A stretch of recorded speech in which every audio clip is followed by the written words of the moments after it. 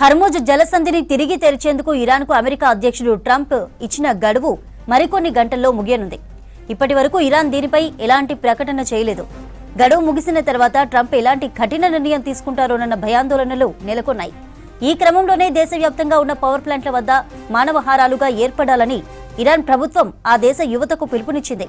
గడువు ముగిసేలోపు హర్ముజ్ జలసంధిని తెరవకపోతే ఇరాన్లోని వంతెనలు, విద్యుత్ కేంద్రాలు నేలమట్టం చేస్తామని ట్రంప్ వార్నింగ్ ఇచ్చారు.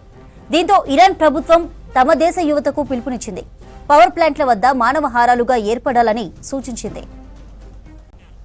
ఇక అంతకు ముందులా డెడ్ లైన్ ను పొడిగించేది లేదని తేల్చి చెప్పేశారు ట్రంప్.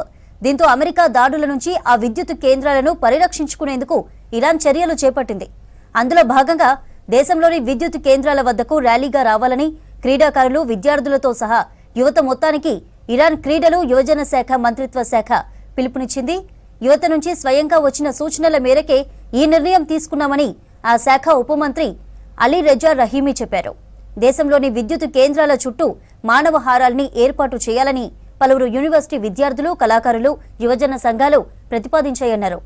దాని ప్రకారమే ఉజ్వల భవిష్యత్తు కోసం ఇరాన్ యువత మానవహారం అనే పేరుతో ఈ కార్యక్రమాన్ని చేపట్టినట్లు తెలిపారు. దేశ మౌలిక సదుపాయాలను పరిరక్షించడంతో సహా ఉజ్వల భవిష్యత్తును నిర్మించడంలో యువతకు ఉన్న నిబద్ధతకు చిహ్నంగా ఈ చర్యను అభివర్ణించారు. మరోవైపు ఇరాన్ను ట్రంప్ బెదిరించిన తర్వాత ఆ దేశ సంగీతకారుడు అలీ ఘస్మరీ దమావంద్ విద్యుత్ ప్లాంట్ వెలుపల ప్రదర్శనిచ్చారు.